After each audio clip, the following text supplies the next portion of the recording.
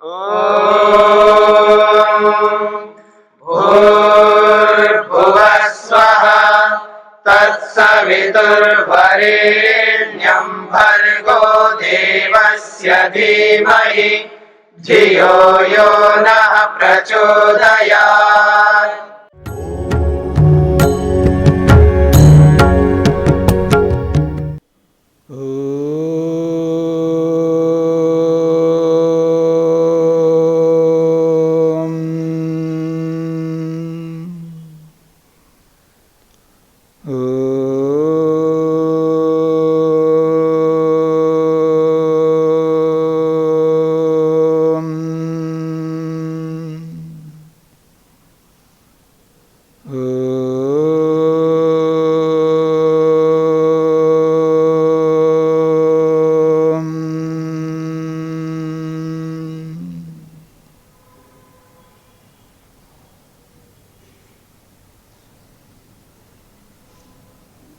सांख्य दर्शन का 13वां दिन।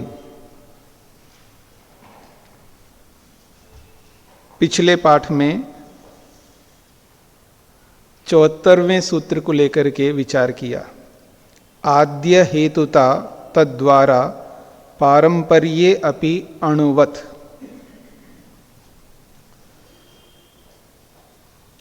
जिस प्रकार से वर्तमान में जिन वस्तुओं को हम प्रत्यक्ष रूप से देख रहे हैं उनका जो आदि कारण अणु परमाणु होता है, उसी प्रकार से इस पूरी सृष्टि का, ब्रह्मांड का आदि कारण सत्वरज तम रूपी प्रकृति है, ऐसा इस सूत्र ने कहा है। आगे बढ़ते हैं। प्रकृति को, सत्व रज तम को इस सृष्टि का आदि मूल कारण बताया है। तो आदि में तो दो पदार्थ हैं, एक चेतन पदार्थ और एक जड़ पदार्थ। सत्व रज तम रूपी जड़ पदार्थ और चेतन पदार्थ। तो दोनों में से किसको माना जाए सृष्टि का मूल कारण, इस बात को लेकर के 75वें सूत्र में स्पष्ट किया जा रहा है। पूर्व भावित्वे द्वयोः एकतरस्य हाने अन्यतर योगः। वो कहते हैं पूर्व भावित्वे द्वयोः, द्वयोः प्रकृति और पुरुष, ये दोनों पहले से हैं। जब एक के लिए निषेध हो जाता है कि यह सृष्टि का मूल कारण नहीं है, एक का निषेध यदि करो तो अपने आप दूसरा कारण बन जाएगा। तो कहना चाह रहे हैं प्रकृति पुरुषयोः अखिल कार्यात् पूर्व सत्तात्वे सति। अखिल कार्यात्, अखिल कहते संपूर्ण को, संपूर्ण कार्य जगत के पहले प्रकृति और पुरुष दोनों विद्यमान होने पर एकतरस्य एकस्य चिदाद्य हेतुता हाने। एकतरस्य दोनों में से एक का, कौन? एकस्य चिदाद्य हेतुता, चिद आद्य हेतुता, जो चेतन तत्व को आदि कारण के रूप में न स्वीकार करने पे, क्योंकि चेतन तत्व इस जड़ तत्व का कारण नहीं बन सकता। तो एकस्य चिद आद्य हेतुता हानि, उन दोनों में से एक जो है आद्य कारण के ना होने पर, अर्थात प्राथमिक कारणत्व असिद्धो, प्राथमिक कारण की सिद्धि ना होने पर, तद भिन्नस्य आद्य हेतुता योगः, अर्थात प्राथमिक कारणत्व योगो विज्ञेय। जब दोनों में से चेतन सत्ता को अस्वीकार किया है, चेतन आत्मा को मना कर दिया है, तो एक ही वस्तु बचेगी, वही आद्य हेतु आद्य कारण बनेगा। तो कहना चाह रहे हैं तद भिन्नस्य आद्य हेतुता योगा, चेतन तत्व से भिन्न जो जड़ तत्व है उसी के साथ योग होगा, अर्थात प्राथमिक कारणत्व योगो विज्ञेय। प्राथमिक कारण उसी जड़ तत्व को ही मानना चाहिए। तत्र पुरुषे न पारंपर्येण अनुत्वमस्ति। पुरुष को क्यों नहीं माना जाए सृष्टि का आदि कारण? इस संपूर्ण ब्रह्मांड का आदि कारण आत्मा को क्यों ना माना जाए? प्रकृति को ही क्यों माना जाए? दो आदि मूल तत्व हमारे सामने विद्यमान है। सत्वर स्तंभ रूपी प्रकृति भी विद्यमान है और चेतन तत्व भी विद्यमान है। और आप कहते हो जड़ पदार्थ ही सृष्टि का आदि कारण है, चेतन तत्व नहीं है। ये आपके कथन से हम कैसे मानेंगे? कोई तो कारण होना चाहिए ना आपके इस कथन में। तो वही बात कही जा रही यहां पर कि तत्र पुरुषे न पारंपर्येण अनुत्वमस्ति। पुरुष में, आत्मा में परंपरा से अनुत्व नहीं है। ये बात समझ में आ रही है? परंपरा से उसमें अनुत्व नहीं है।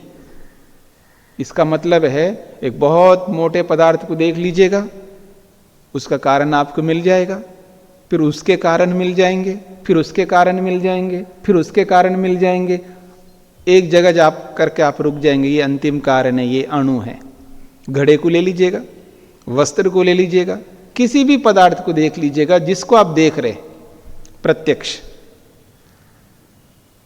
जिन पदार्थों को हम अपनी आंखों से या अपने साधन, यो इंद्रियां हैं, अपनी इंद्रियों से या आंखों से जिन पदार्थों को हम अनुभव कर रहे हैं, चाहे देख करके, चाहे सुन करके, चाहे सूंघ करके, चाहे चख करके, चाहे स्पर्श करके, उनका एक अंत में जाकर के एक कारण आपको मिल जाएगा अणु के रूप में। क्या पुरुष में ऐसा अणुत्व है क्या? पुरुष बहुत बड़ा हो, फिर उसका कोई कारण है, फिर उसका कोई कारण है, फिर उसका कोई कारण है, अंत में जाकर के पुरुष का एक अणुरूप कारण बचेगा? ऐसा तो पुरुष में है ही नहीं है। यही कहना चाह रहे हैं, तत्र पुरुषे न पारंपर्येण अणुत्वमस्ति। परंपरा से पुरुष में अणुत्व नहीं है। यथा योग दर्शनस्य व्यास भाष्ये सूचितम, जैसा कि योग दर्शन के व्यास भाष्य में बताया गया है।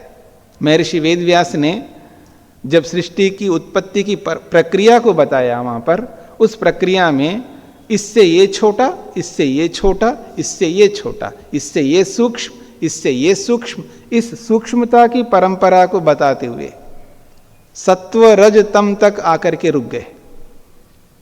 उसके आगे प्रश्न उठाया, अरे आप ऐसे कैसे कहते हो, यही अंतिम है, इसके आगे इससे सूक्ष्म तो पुरुष है, सत्वरस्तम से सूक्ष्म पुरुष है। तो क्या सूक्ष्म तो है, लेकिन जैसी सूक्ष्मता इन पदार्थों में है वैसी सूक्ष्मता आत्मा में नहीं है, पुरुष में नहीं है। सूक्ष्म तो है,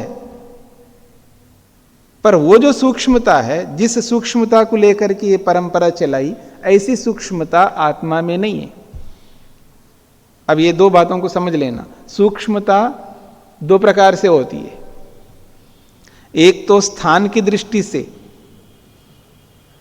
एक स्थान की दृष्टि से सूक्ष्मता होती है और एक ज्ञान की दृष्टि से सूक्ष्मता होती है। बात पकड़ में आ रही है? मेरी ओर देखिए, आपको पकड़ में आ जाएगी। इतना बड़ा पदार्थ मैं आपके सामने रखूं, ठीक है ना, और इतना पदार्थ आपके सामने रखो, तो एक इतना बड़ा है और एक इतना है।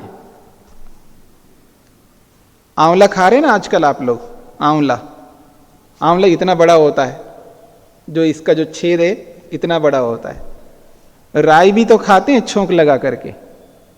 आजकल तिल खा रहे होंगे ना, एक तिल को ले लो, तिल का एक दाना, और एक आंवला ले देख लो, तो आंवले का जो स्थान है वो अधिक है और तिल का जो स्थान है वो कम है।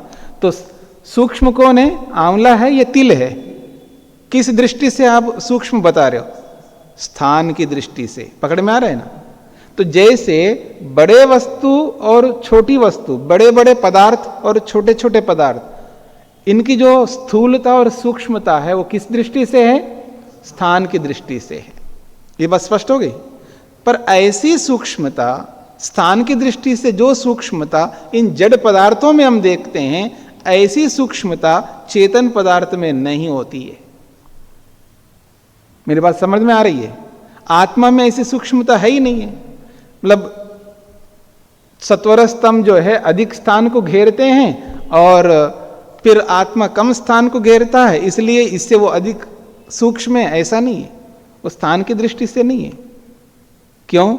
आत्मा तो स्थान को ही नहीं घेरता। हाँ, ये याद रखना, आत्मा स्थान को नहीं घेरता।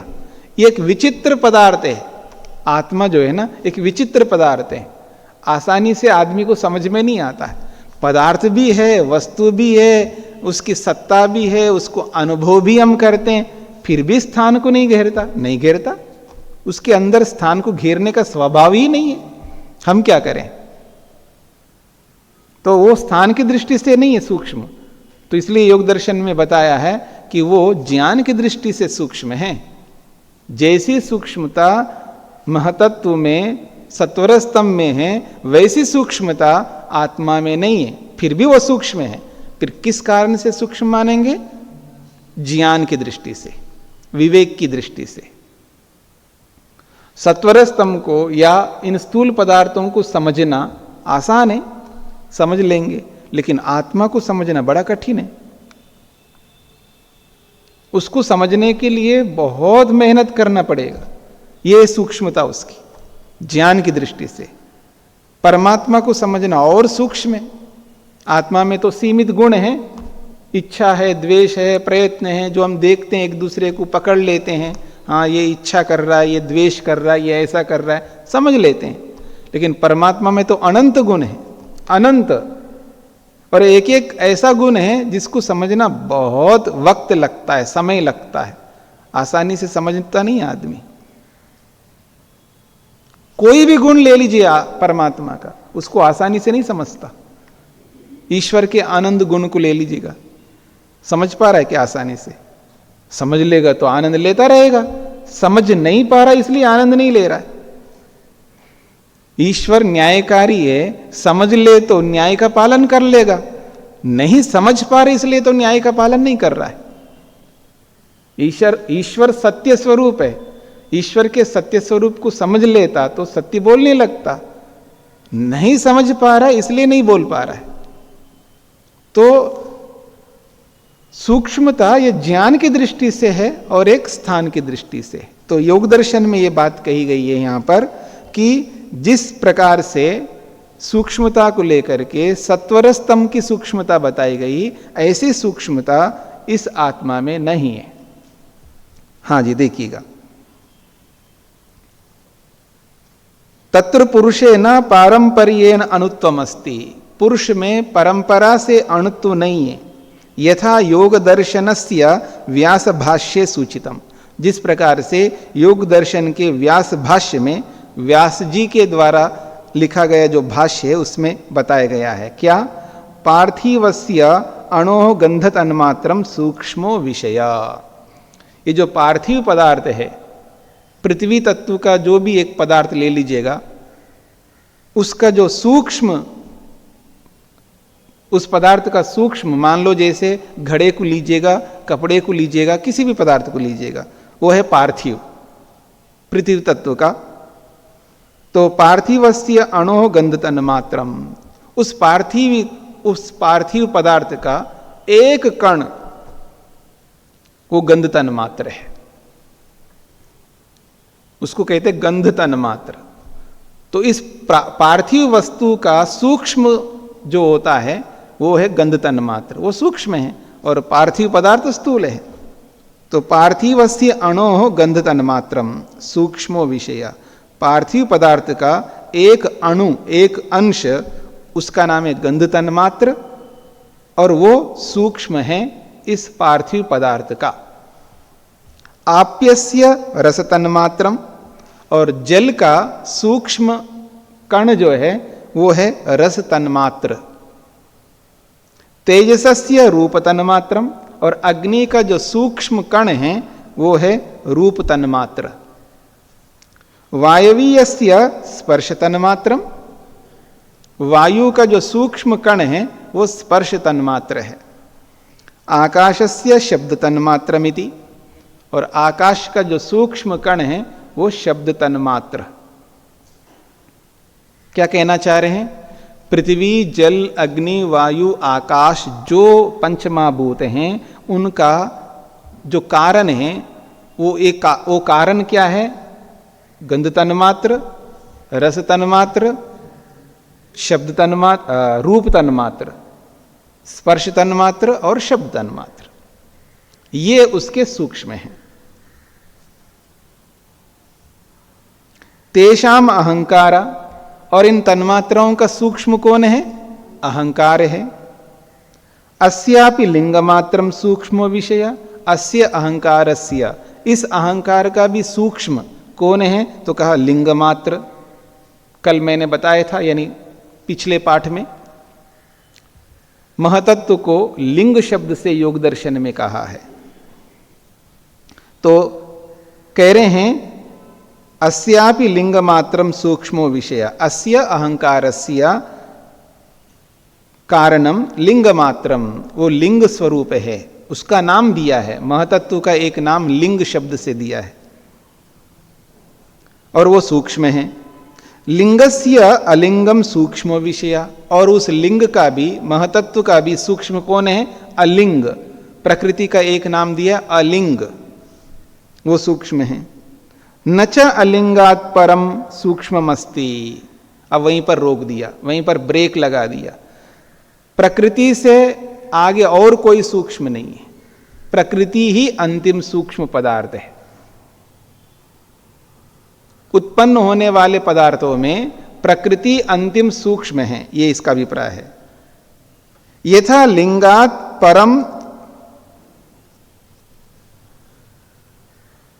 अलिंगस्य सूक्ष्मम, यथा लिंगात परम अलिंगस्य सूक्ष्मम न चैव पुरुषस्य, जिस प्रकार से महतत्व रूपी लिंग से सूक्ष्म अलिंग प्रकृति का है, वैसी सूक्ष्मता पुरुषस्य नैव, पुरुष की नहीं है।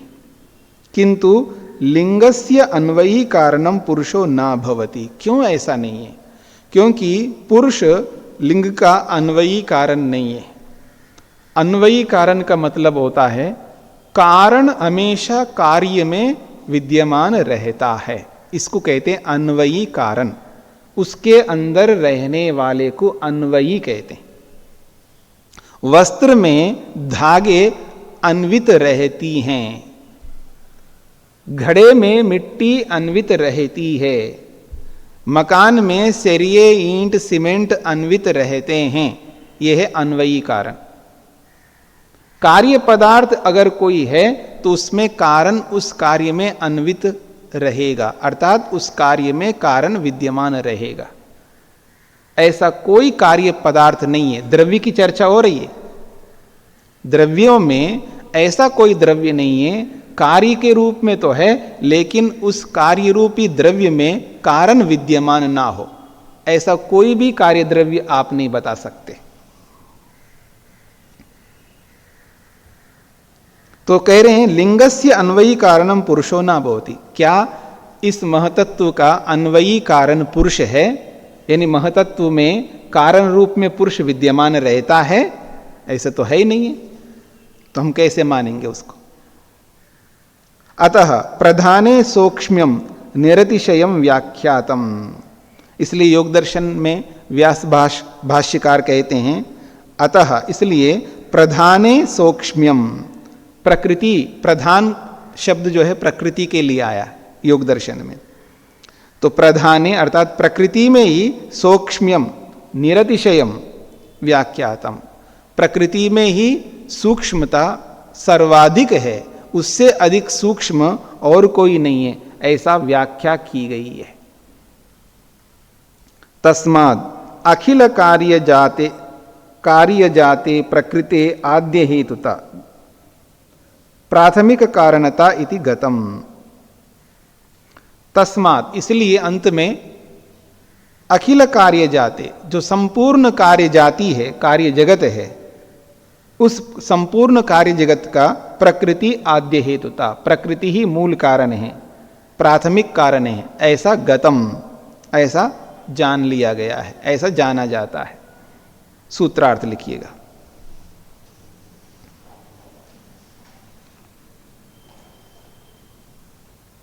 संपूर्ण कार्य जगत से पहले,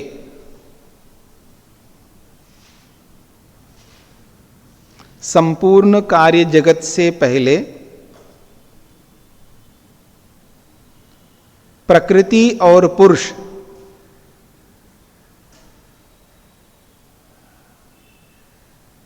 प्रकृति और पुरुष इन दोनों की सत्ता होने पर, इन दोनों की सत्ता होने पर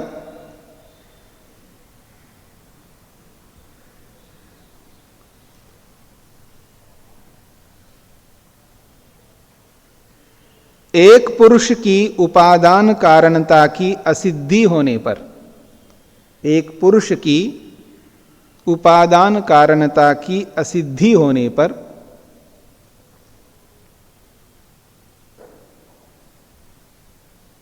एक पुरुष की उपादान कारणता की असिद्धि होने पर दूसरे प्रकृति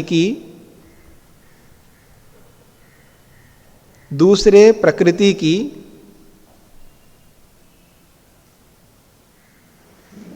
उपादान रूपी प्राथमिक कारणता,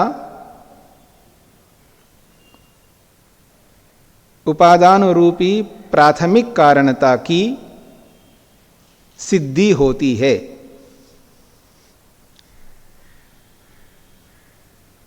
उपादान रूपी प्राथमिक कारणता की सिद्धि होती है, ऐसा समझना चाहिए।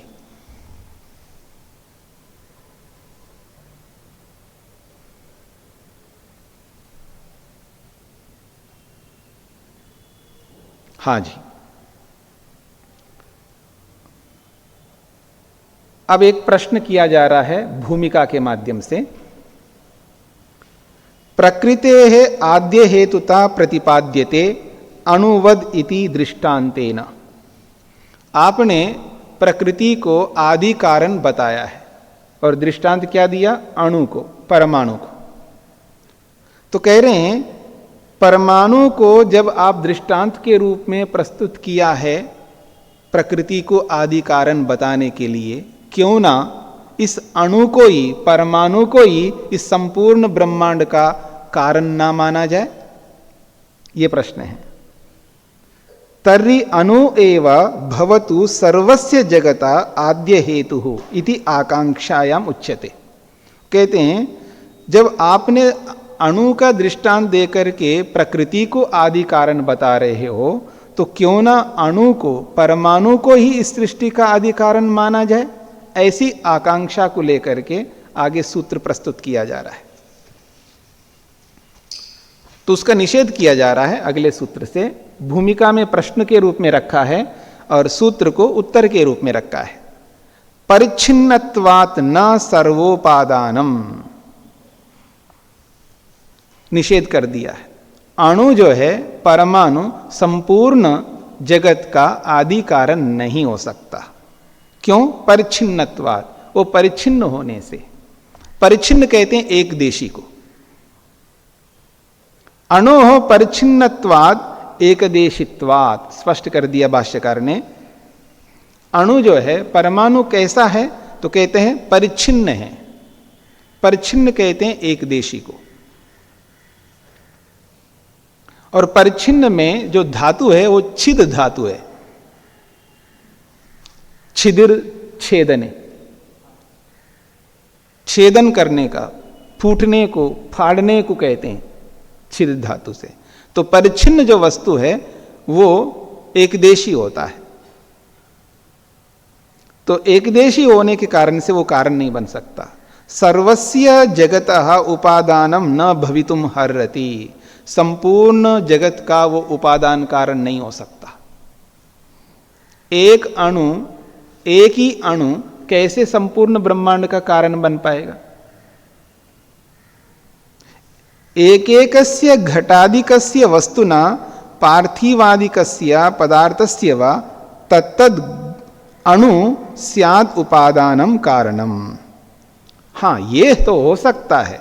एकैकस्य घटादिकस्य, एक घड़ा है, ठीक है, एक वस्त्र है, एक ऐसे अलग अलग पदार्थों को सामने रखिएगा। तो कह रहे हैं एकैकस्य वस्तुना, घटादिकस्य, एक एक घड़ा वस्त्र आदि वस्तु का, पार्थिवादिकस्य पदार्थस्य, पार्थिवादि पदार्थ का, तत्तद अणु स्याद उपादान कारणम, वह जो अणु है वो उपादान कारण हो सकता है। यानी घड़े का अंतिम जो है परमाणु हो सकता है उपादान कारण, वस्त्र का अलग जो अणु है वो वस्त्र का उपादान कारण हो सकता है।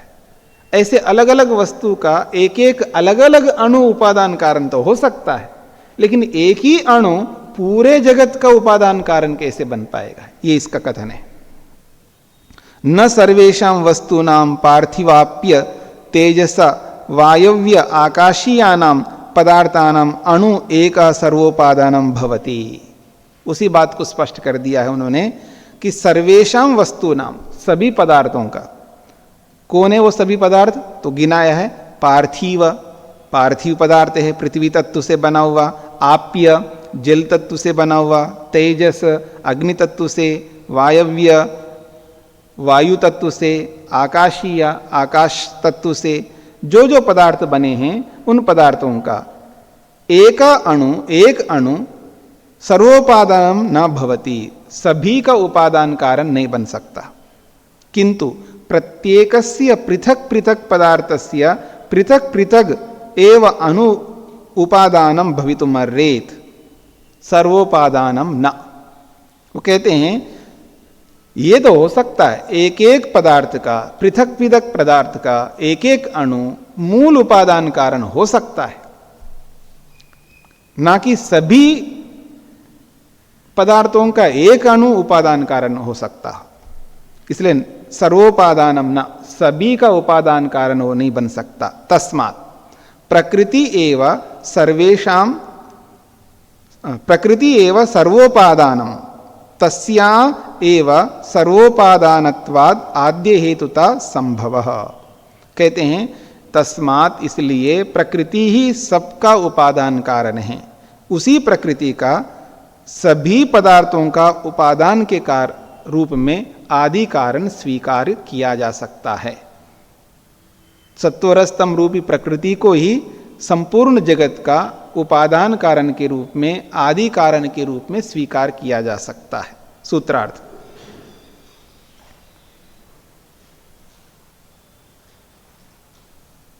अणु सभी कार्यों का उपादान कारण नहीं है। अणु सभी कार्यों का उपादान कारण नहीं है,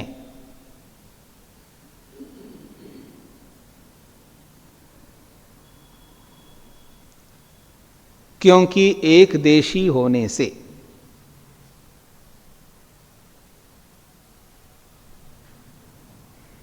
क्योंकि एक देशी होने से, अथवा आप ये भी कह सकते हैं संघात रूपी एक देशी होने से, क्योंकि अणु भी तो एक संघात है, अणु को भी तो आज तोड़ा जा सकता है, तो वो भी संघात मतलब बना हुआ पदार्थ।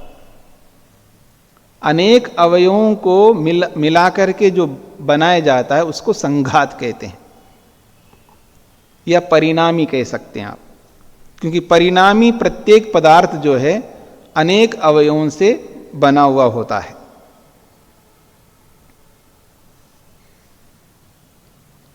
अगले सूत्र को देखिएगा, पुनश्च, और एक बात, केवल हम कथन मात्र नहीं कर रहे हैं, इसके पीछे आधार भी है। क्या? तदुत्पत्ति ही श्रुतेश्च, तदुत्पत्ति ही श्रुतेश्च, श्रुति भी है, वेद का प्रमाण है कि प्रकृति ही संपूर्ण ब्रह्मांड का मूल उपादान कारण है। इस विषय में वेद प्रमाण है, श्रुति प्रमाण है। तदुत्पत्ति, उस जगत की उत्पत्ति में श्रुति प्रमाण है। उत्पत्तिरत्र न भाव निर्देशः किंतु कर्म निर्देशः। अब ये शब्दोत्पत्ति को लेकर के, शब्द की सिद्धि को लेकर के बताया जा रहा है एक बात। उत्पत्ति शब्द में जो धातु है और प्रत्यय है, उत्पूर्वक पद धातु है और क्तिन प्रत्यय है। व्याकरण की दृष्टि से उत्पूर्वक पद धातु है और क्तिन प्रत्यय है, और क्तिन प्रत्यय भाव में आता है प्राय, लेकिन कहीं कहीं कर्म में भी आता है। तो यहाँ पर भाष्यकार ये कहना चाहते हैं, सूत्र में जो उत्पत्ति में जो क्तिन प्रत्यय है, क्तिन प्रत्यय भाव में नहीं आया है, ये कर्म को कहने के लिए आया है।